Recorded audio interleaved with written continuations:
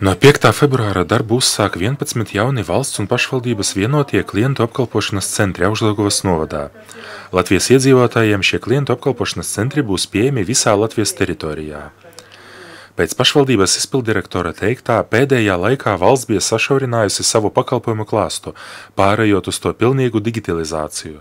Neskatoties uz to, ka arī mazapdzīvotās vietās dzīvo cilvēki, kuriem šie pakalpojumi ir nepieciešami.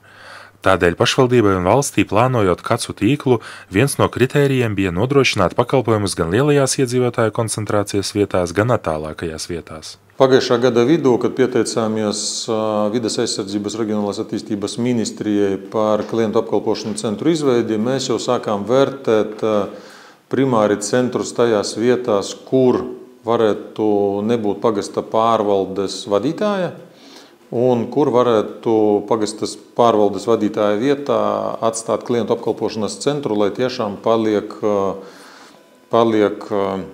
šis te pakalpojums kā tuvāk pieejamais valsts un pašvaldību pakalpojums iedzīvotājiem. Naujenes apvienības pārvaldē klientu apkalpošanas centri darbojas divās vietās – Naujenē un Bikerniekos. Inese Moisejeva, Bikernieku kacs speciāliste skaidro, ka centru mērķis ir atvieglot iedzīvotājiem dzīvi, lai pēc katra dokumenta vai izziņas nebūtu jābrauc uz Daugavpili. Iedzīvotāji ar visām valsts iestādēm varēs sazināties tuvāk savai dzīvesvietai, kas ir īpaši svarīgi vecāka gadagājuma cilvēkiem. Pakalpojumu gross ir diezgan plašs, un Nacionālais veselības dienests, Pilsonības migrācijas lietu pārvalde, Lauksaimniecības datu centrs, Lauku atbalsta dienesti, diezgan daudz ko var uz vietas padarīt, nebraucot un netērējot līdzekļus braukšanai un rindām un visam kam pārējām. Klientu apkalpošanas centri piedāvā pieprasītākos valsts pakalpojumus un visus pašvaldības pakalpojumus, piemēram, deklarēt dzīvesvietu, pieteikt slimības pabalstu, iesniegt gada ienākumu deklarāciju un citus pakalpojumus. Pat ja pakalpojums nav iekļauts grozā, darbinieki neatteiks palīdzībā, ja kādam tā būs nepieciešama. Šodien man bija vairāki cilvēki, kuriem es arī palīdzēju tāpat, bet tas pakalpojums nav man piefiksēts, nebūs piefiksēts.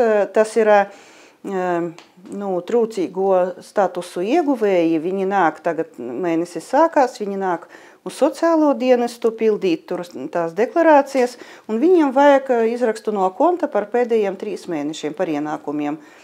Arī palīdzam. Augšdaugavas novadā klientu apkalpošanas centri būs pieejami Bebrenē, Bikerniekos, Demenē, Kalkūnos, Līksnā, Maļinovā, Medumos, Naujenē, Nīcgalē, Salienā un Silenē.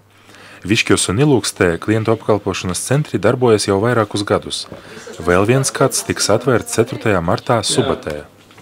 Klientu apkalpošanas centros var saņemt attālinātas iestāžu speciālistu konsultācijas ar VSAA, VID un VZD speciālistiem par noteiktiem pakalpojumiem, nedodoties uz valsts iestāžu filiālēm.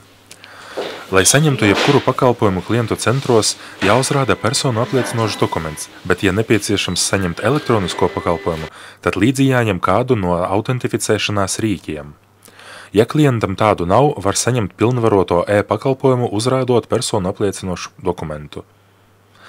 Pēteris Dzalbe norāda, ka tuvākajos 6 mēnešos, apzinot iedzīvotāju vajadzības, tiks vērtēta iespēja atvērt papildus klientu apkalpošanas centrus.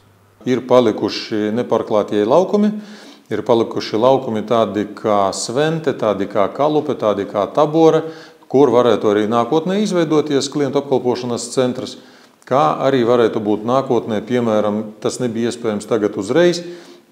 Ministrija nepiekrita šim vērtējumam, bet mēs skatījāmies, ka varētu no Naujenes pakalpojuma centru pārcelt uz Krauju, jo Kraujā ir vairāk aprites cilvēku, un tas būtu ērtāk iedzīvotājiem.